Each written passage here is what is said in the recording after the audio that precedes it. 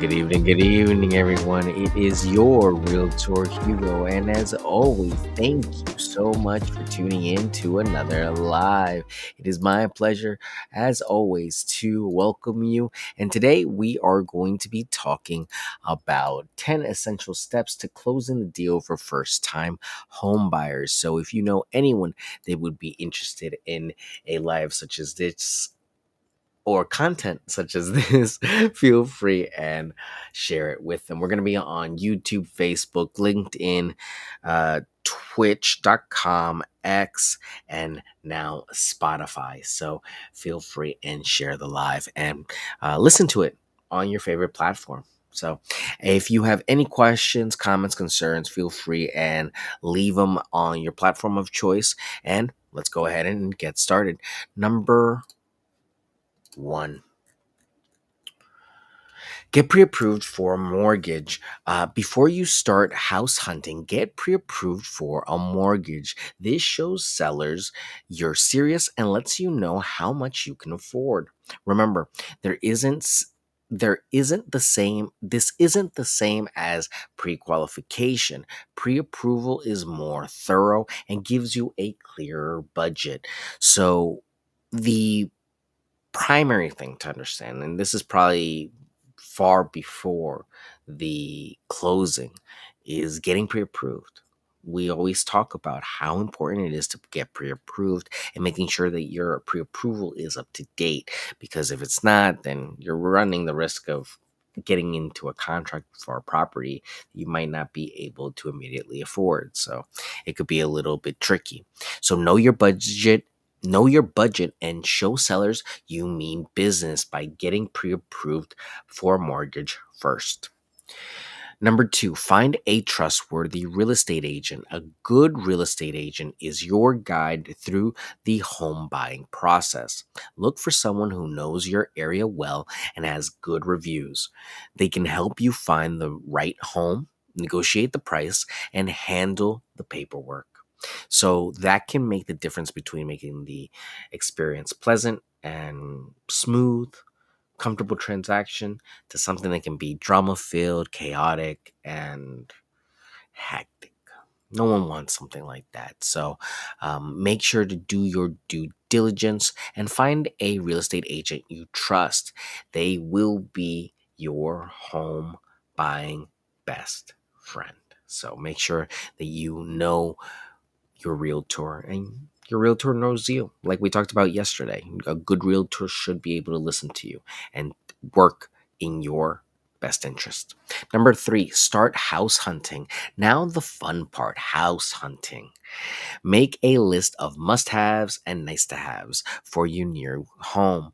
Be patient and don't be afraid to see lots of houses until you find the right one. It could take a long time. I've worked with clients. Right now, we're going on maybe 3 to 4 years working together looking for properties. So it can take a substantial amount of time to find a unit, to find a home, especially in this market. There's been such small inventory and prices have been so high. Sometimes the stars have not aligned. So at the end of the day, house hunting can be a longer process than you might expect. So start early. Once you have established in your mind the vision that you want to commit to moving, it will happen sooner than you think. But you have to start getting on that track that you want to move so that you can bring it closer to you and make it happen sooner. Let the house hunting begin and know what you want, but keep an open mind, because especially in a market that might be competitive, it might be best to be flexible. Again, don't buy something that you feel pressured into buying just because of the sake of buying. Do your research, but stick to your guns for the must haves, the things that you need to have, the things that are really non negotiables. That's why it's so important to know them in the beginning. Number four, make an offer. We talked about that yesterday. You know a lot about that. Once you find your dream home, it's time to make an offer. Your agent will help you decide on a fair price based on comparable homes in the area.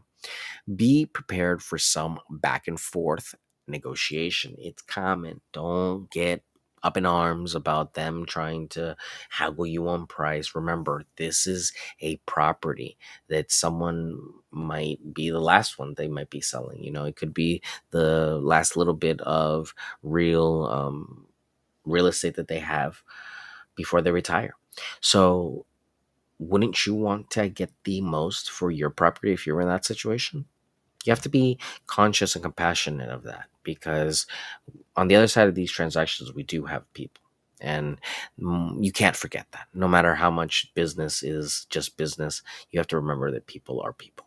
And people have motivations for why they buy, sell, and lease real estate, especially when they've been doing it for hundreds of years. Number 5, get a home inspection. A home inspection is crucial to ensure there are no hidden problems with your home. Hire a professional inspector to check the property. If they find issues, you can negotiate repairs or a lower price. But remember, like we talked yesterday, you have to have those contingencies in place. You can't just turn around to your realtor and be like, hey, Hugo, I want to just negotiate all this stuff all of a sudden. No. We can ask. Honestly, in all fairness, we can ask. But 9 times out of 10, most people are going to be like, no, no.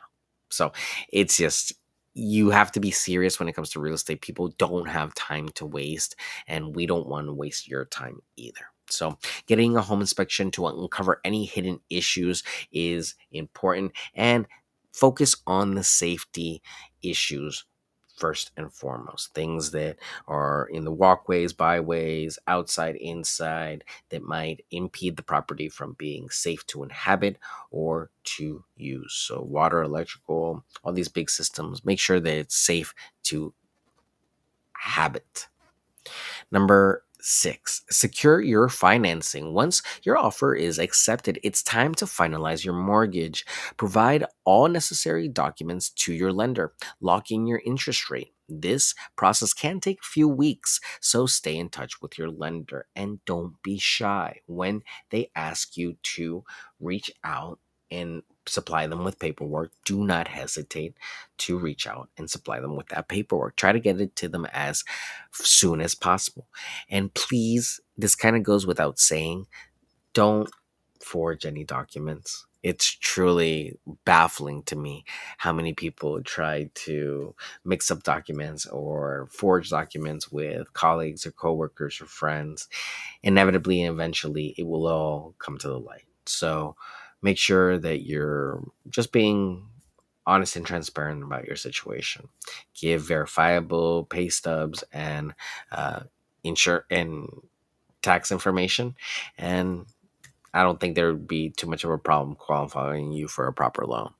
So, re- um, secure your financing and locking in the interest rate can really save you a lot of money, especially when interest rates might go up, might go down. It can make a difference. So know what it's going to take.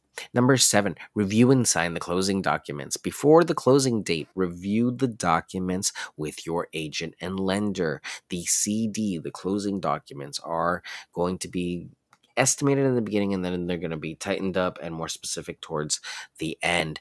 Make sure you understand everything you're signing. This includes the mortgage agreement, title, and other legal papers that will actually be at the closing. But the closing disclosure basically outlines everything that is going to be on the buy side, on the sale side, the agents, the lenders, and the title company.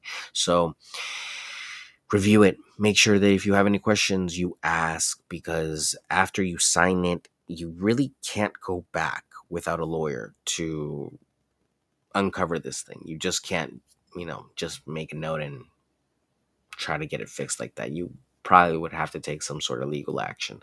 So we want to make sure we address these things before they become problems. Remember. Number 8, final walkthrough. Do a final walkthrough of the property a day or two before closing. Ensure that ensure that everything is in order and any agreed upon repairs have been made. This is your last chance to check the home before it becomes yours. And you want to make sure that everyone is in their proper place, is what I was meaning to say. You want to actually go to your walkthrough, look at the property, accept the property. If there's something, wrong with it, let someone know, and don't close on that property. I know it could get very dicey and very scary, but if there's stuff pending on that property, you can't close, because it's very difficult to close and then have people come back to do that work after the close. It really, you want to get it all done either monetarily or before the contract is closed. Because remember, once papers are signed, people get very reluctant to finish off their jobs. And that's what we don't need. We need this done properly. So, doing a final walkthrough is a very easy way to protect yourself from any unexpected surprises, just to make sure everything's right. Number 9, close the deal. On closing day, you'll sign all the final documents, pay any remaining costs, and get the keys to your new home. Congratulations, you are a new homeowner. And that is what this was all about. It truly sounds simple, right? It is. It's just take some time, take some faith, take some trust, and take some proactive movement on your part. Might take years for you to develop a security deposit. It could take a couple of months. You never know. This age is very exciting. So you have to get into this mindset. And if you're on this live or on this podcast listening to this, then your mind is definitely thinking a little bit differently than most. And hopefully this information helps you to get a little bit closer to this dream, because homeownership is one of those boxes everyone wants to tick. And closing the deal and getting the keys is really one of the most satisfactory days of my life with this career, is being able to hand people the keys and see them off to their new stage in their lives. So, last but not least for today, it's going to be number 10, move in and celebrate. After closing, it's time to move in to your new home. Unpack, get settled, and celebrate this major milestone. Welcome to your new home. Congratulations. You truly are special, because not a lot of people have been able to do this as of late. And more than anything, it's a testament to your achievements. A lot of people find it very difficult to save, to live below their means, and to be able to afford these properties. So congratulations and kudos to you and your hard work.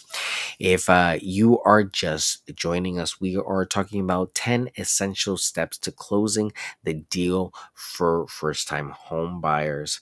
I am Hugo Quintanilla, a realtor in Maryland with Long and Foster. Number 1 was get pre approved for a mortgage. Number 2 is find a trustworthy real estate agent. Number 3 was start house hunting. Number 4, make an offer. Number 5, get a home inspection. Number 6, secure financing. Number 7, review and sign the closing documents. Number 8, the final walkthrough. Number 9, close the deal. And good old number 10, move in and celebrate. It can be very scary to embark on the journey of homeownership, but do not fear.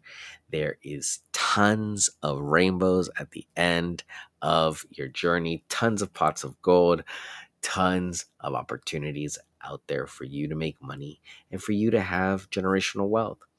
Don't look at just real estate as, hey, a house. It's so much more than that. It can be just a home. Yeah, but it could also be your avenue to so many more opportunities and so many more experiences and adventures. Who knows who you'll have over, what you'll do in that property, and what that property will end up being to you. If you need any help or want a personal consultation about real estate in your area, I am Hugo Quintanilla, a licensed realtor in Maryland with Long and Foster. My phone number is 240-389-4846. My email is hugo@lnf.com, and my website is yourrealtorhugo.com. Happy Black Eyed Susan Day to everyone that went out to the track. I believe the Preakness is tomorrow, so have fun out there at the good old games and horse races, I should say. Probably best way to say it. And yeah, have fun, be safe. Don't bet your rent, and let's see who wins. Take care. Tomorrow we're gonna be talking about let's see. Actually, tomorrow is Saturday. So tomorrow we're doing our weekly webinar. Tomorrow is May. It's the third week in May. So we're gonna be talking again about leasing. Okay. Sounds like a plan. So that's going to be the mission for tomorrow, leasing. We're going to be just jumping back and looking a little bit more at that. June is home ownership month, as you all remember from last year. So it's super exciting. For June, we'll be talking about some things that you could do as a homeowner. But come back tomorrow, we'll be talking about leasing and doing a workshop on that. As always, I'm Hugo Quintanilla. Have a great night. Go get some rest. I will talk to you all tomorrow. Take care. Thank you for listening, and I'll see you soon.